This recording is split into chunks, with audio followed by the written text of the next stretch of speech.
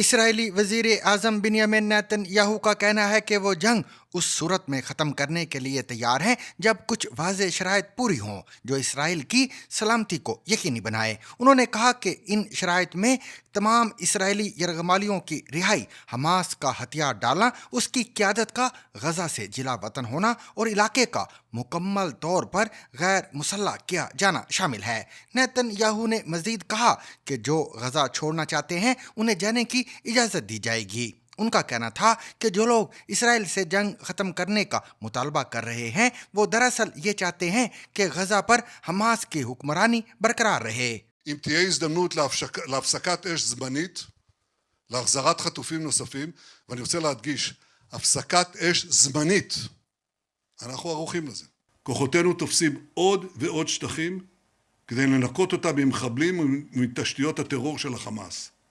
ובסוף המהלך הזה, כל שטחי רצועת עזה יהיו בשליטה ביטחונית של ישראל, והחמאס יוכרע כליל.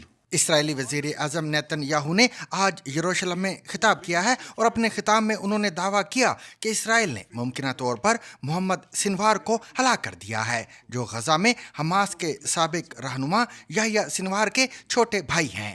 وزیر اعظم نے کہا کہ اسرائیل ایک عارضی جنگ بندی اور یرغمالیوں کے تبادلے کے معاہدے کے لیے تیار ہے۔ ساتھ ہی انہوں نے کہا کہ اسرائیل جنگ اس وقت ختم کرے گا جب کچھ واضح شرائط پوری ہوں گی جو ملک کی سیکیورٹی کو یقینی بنائیں گی۔ نیتن یاہو کے مطابق 7 اکتوبر 2023 کے حملوں میں یرغمال بنائے گئے افراد میں سے 20 کے زندہ ہونے کا امکان ہے، جبکہ 30 یرغمالی ہلاک ہو چکے ہیں۔ انہوں نے دعویٰ کیا کہ جنگ کے اختتام پر پورا غزہ اسرائیلی سیکیورٹی کنٹرول میں ہوگا۔ نیتن یاہو نے غزہ کے لیے ایک 3 نکاتی امدادی منصوبہ بھی پیش کیا، جس میں امریکی کمپنیوں کی مدد سے خوراک کی تقسیم کے مراکز قائم کرنا اور سیکیورٹی کنٹرول سنبھالنے کے بعد شہریوں کے تحفظ کے لیے ایک مخصوص زون تشکیل دینا شامل ہے۔ והחמאס יוכרע כליל. אני מוכן לסיים את המלחמה בתנאים ברורים שיבטיחו את ביטחון ישראל. כל החטופים חוזרים הביתה, החמאס מניח את נשקו, יורד מהשלטון, הנהגתו מוגלת מהרצועה, כלומר מי שישאר ממנה, עזה מפורזת לחלוטין מנשק, ואנחנו מבצעים את תוכנית טראמפ. مشرقی یروشلم میں اقوام متحدہ کے ورلڈ فوڈ پروگرام کے نمائندے اینٹنی رینارڈ نے کہا ہے کہ غزہ میں امداد کی معطلی کے باعث خوراک کی شدید کمی پیدا ہو گئی ہے۔ ان کے مطابق غزہ کے عوام خوراک کی قلت سے سخت متاثر ہو رہے ہیں۔ انہوں نے خبردار کیا کہ اگر فوری امداد بحال نہ کی گئی تو انسانی بحران مزید شدت اختیار کر سکتا ہے۔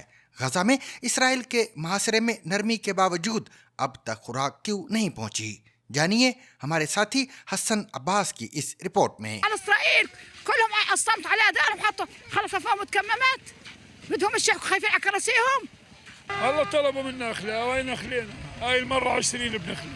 اقوام متحدہ کا کہنا ہے کہ 11 ہفتوں کی ناکہ بندی کے بعد امدادی گاڑیوں کے سرحد عبور کرنے کے باوجود غزہ میں ابھی تک کوئی امداد تقسیم نہیں ہو پائی۔ اس سے قبل اقوام متحدہ کے شعبہ انسانی ہمدردی کے سربراہ ٹام فلیچر نے بی بی سی کو بتایا تھا کہ اگر اسرائیل نے فوری طور پر امداد نہ آنے دی تو غزہ میں 14,000 بچے بھوک سے مر سکتے ہیں۔ اسرائیلی حکام نے بتایا کہ منگل کے روز 93 ٹرک غزہ میں داخل ہوئے، جن میں آٹا، بچوں کی خوراک، طبی ساز و سامان اور ادویات شامل تھیں۔ تاہم اقوام متحدہ کا کہنا ہے کہ کرم شالوم کراسنگ کے فلسطینی حصے تک ٹرک پہنچنے کے باوجود ابھی تک کوئی امداد تقسیم نہیں کی گئی۔ اقوام متحدہ کے ترجمان اسٹیفن دوجارک نے کہا کہ امدادی ادارے کی ایک ٹیم نے اسرائیل سے اس علاقے تک رسائی کی اجازت حاصل کرنے کے لیے کئی گھنٹے انتظار کیا، لیکن بدقسمتی سے وہ یہ سامان ہمارے گودام تک نہ لا سکے۔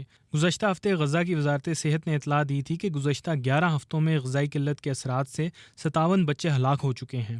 اسرائیل نے اتوار کے روز بنیادی خوراک کو غزہ میں داخل ہونے کی اجازت دینے پر رضامندی ظاہر کی تھی۔ عالمی ماہرین غزہ میں قحط کے خطرے سے خبردار کر چکے ہیں اور اس حوالے سے اسرائیل پر بین الاقوامی دباؤ بھی مسلسل بڑھتا جا رہا ہے۔ برطانوی وزیر اعظم سر کیئر سٹارمر نے صورتحال کو ناقابل برداشت قرار دیا ہے۔ اس کے علاوہ برطانوی حکومت نے اسرائیل کے ساتھ تجارتی معاہدے پر مذاکرات معطل کر دیے ہیں۔ دوسری جانب یورپی یونین کی خارجہ پالیسی کی سربراہ کاجا کالس نے کہا کہ غزہ میں اسرائیلی اقدامات کی روشنی میں اب اسرائیل کے ساتھ اپنے تجارتی معاہدے معاہدے پر نظر ثانی کی جائے گی۔ پیر کے روز برطانیہ، فرانس اور کینیڈا کے رہنماؤں نے ایک بیان جاری کیا تھا جس میں اسرائیلی حکومت سے مطالبہ کیا گیا تھا کہ وہ اپنی فوجی کارروائیاں بند کرے اور فوری طور پر انسانی امداد کو غزہ میں داخل ہونے کی اجازت دے۔ اس صورتحال پر اسرائیل کے وزیر خارجہ کے ترجمان نے کہا کہ بیرونی دباؤ اسرائیل کو اپنی بقا کے دفاع کی راہ سے نہیں ہٹائے گا۔ فلسطینی صدر محمود عباس نے غزہ کی پٹی کے محاصرے پر اسرائیل پر بڑھتے ہوئے بین الاقوامی دباؤ کا خیر مقدم کیا ہے۔ ایک بیان میں انہوں نے کہا کہ اسرائیلی قابض افواج کی جانب سے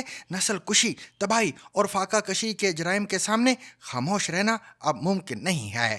محمود عباس کا مزید کہنا تھا کہ ہم برطانیہ، فرانس اور کینیڈا کے رہنماؤں کی جانب سے جاری کردہ مشترکہ بیان کے ساتھ ساتھ یورپی یونین کے ممالک کے موقف عطیہ دہندگان ممالک کے مشترکہ بیان کا بھی خیر مقدم کرتے ہیں۔ ان کا مزید کہنا تھا کہ ان سبھی نے ناکہ بندی، بھوک، نقل مکانی اور زمین پر قبضے کی پالیسیوں کو مسترد کر دیا ہے۔ یورپی یونین نے منگل کے روز اعلان کیا تھا کہ وہ اسرائیل کے ساتھ اپنے ایسوسی ایشن معاہدے پر نظر ثانی کر رہا ہے جو اس کے سیاسی اور اقتصادی تعلقات کو کنٹرول کرتا ہے۔